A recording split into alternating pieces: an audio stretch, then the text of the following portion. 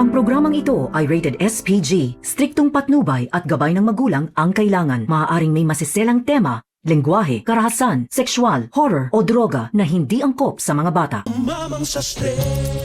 Puspusa na ang paggawa ng paraan ni na Martina at Red para lamang hindi malaman ni Atoy ang katotohanan na si Ibyang ang kanyang totoong anak.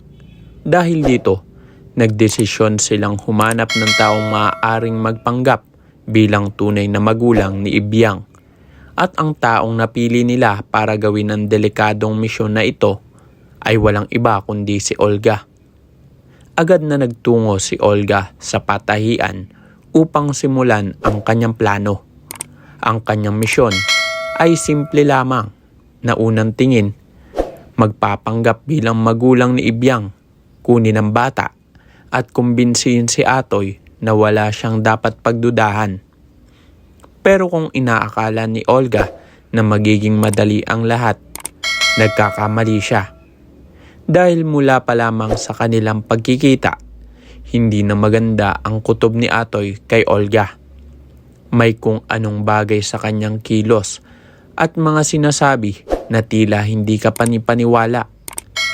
Kaya naman, hindi nagtagal, palihim na nagpagawa si Atoy ng DNA test para malaman kung totoong may kaugnay nga si Olga kay Ibyang. At dito na magsisimulang mabunyag ang katotohanan.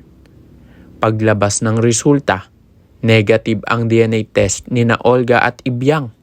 Ibig sabihin, hindi totoong si Olga ang ina ni Ibyang. Dahil dito, tuluyan ng kakapitan ni Atoy ang kanyang hinala at hindi na niya hahayaang makatakas pa si Olga nang hindi nalalaman kung sino talaga ang nasa likod ng lahat. Pipilitin niyang umamin si Olga at tatanungin kung sino ang nag-utos sa kanya na magpanggap bilang magulang ni Ibyang. At sa matinding pressure, tuluyan ng mabubunyag ang sikreto. Aamin si Olga na sina Martina at Red ang mastermind ng buong plano. Ginawa nila ang lahat upang maitago ang katotohanan at hindi malaman ni Atoy na siya pala ang tunay na ama ni Ibyang. Pero sapat na kaya ang pag-amin ni Olga para tuluyang mabunyag ang katotohanan?